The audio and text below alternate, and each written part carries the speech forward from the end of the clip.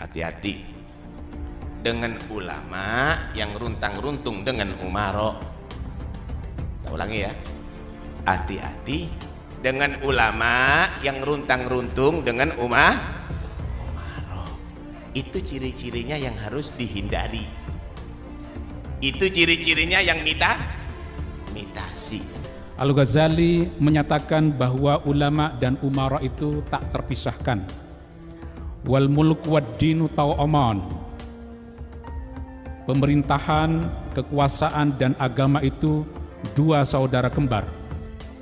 Karena itulah Fasul Masail Maudhu'iyah ini diantaranya menyampaikan hubungan antara ulama dengan umara ini adalah komplementer, takamuliyah.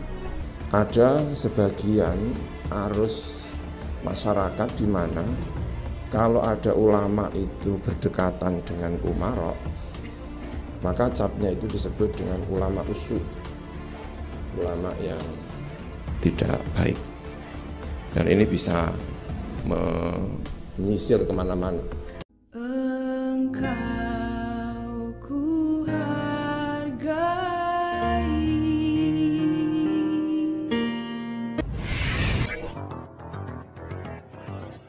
Kewajiban ulama adalah mendampingi para penguasa.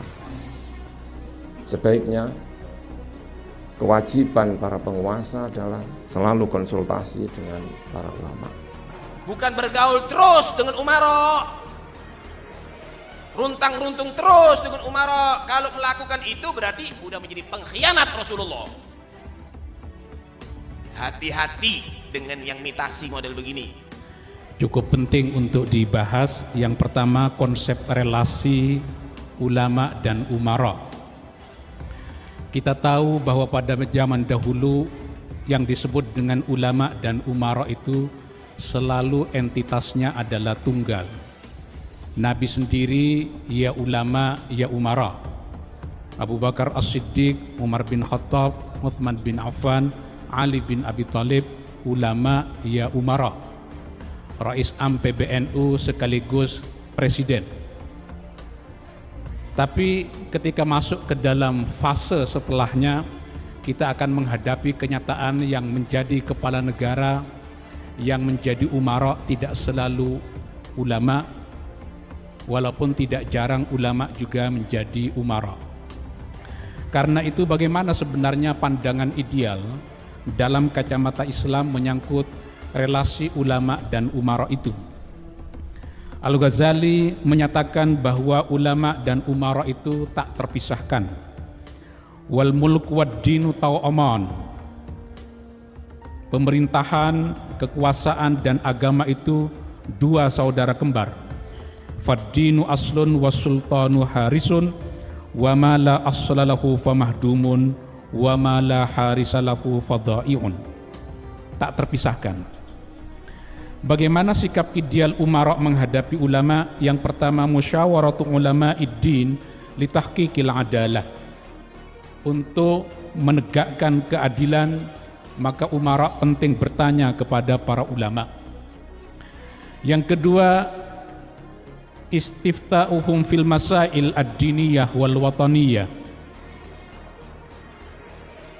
Para pemimpin negara, umara penting meminta fatwa, baik menyangkut masalah keagamaan maupun yang berkaitan dengan soal-soal kebangsaan.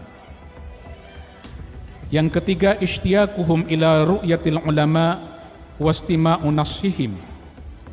Para umara itu harus mendengarkan suara dari suara dari ulama. Yang kedua, bagaimana sikap ulama terhadap umara? Yang pertama, an-nassu lahum bi'adabin wa lutfin. Para ulama senantiasa memberikan nasihat kepada para penguasa dengan cara yang lembut. Wujubut tabligh, agar para ulama menyampaikan pesan-pesan moral agama kepada penguasa, kepada umara. Yang ketiga, di dalam membangun relasi dengan umara, seharusnya para ulama hifdzul muru'ah, menjaga dignity, martabat di hadapan para umara. Dawabit relasi ulama dan umara. Yang pertama, dawabit relasi umara dan ulama dalam hazanah keilmuan Islam dibangun di dalam beberapa kerangka. Yang pertama, al-mu'awana 'alal adli was-shalah. Tolong menolong di dalam merealisasikan keadilan dan kebaikan. Yang kedua, al-muwazanah bainal masalihi wal mafasid. Yang ketiga, al-alaqah al-hiwariyah atau al-alaqah al-jadaliyah fi ta'yidil khairi wa taqwimil i'wijaj. Ini didasarkan kepada pidato pertama kali Khalifah Abu Bakar As-Siddiq ketika dibaiat menjadi khalifah.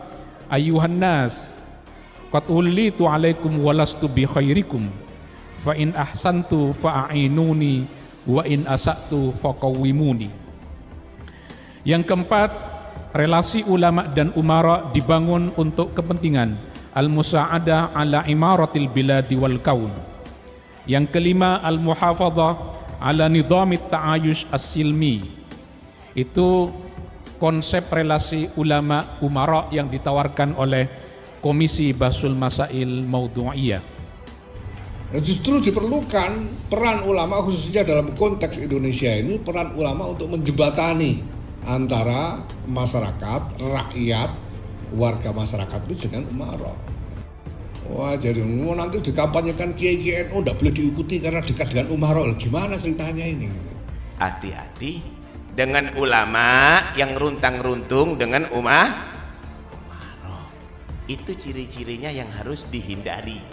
Ini tidak benar sama sekali. Bahkan Nahdlatul Ulama dan ulama-ulamanya berkewajiban untuk tidak jauh-jauh baik dengan umara maupun dengan ra'iyah, karena dua-duanya merupakan bagian atau lingkup dari tanggung jawab ulama untuk mengasuh masyarakat secara keseluruhan. Nah, ini penting ditegaskan ya. Jadi omongan yang mengatakan ulama yang dekat-dekat dengan umara harus dijauhi itu tidak bisa diterima. Nanti Bib Ali tolong salam saya kepada Bib Taufik Asikaf ya. Jadi tidak bisa begitu itu. Lah kalau sekarang NU tidak boleh dekat-dekat umara, gimana ini? Ada urusan-urusan rakyat yang harus dikomunikasikan dengan pemerintah. Kita tidak boleh dekat-dekat. Kalau dekat-dekat nggak boleh diikuti. Ini gimana ceritanya? Nah kalau kepengen dekat juga yang lain, mari saya antarkan, tidak apa-apa.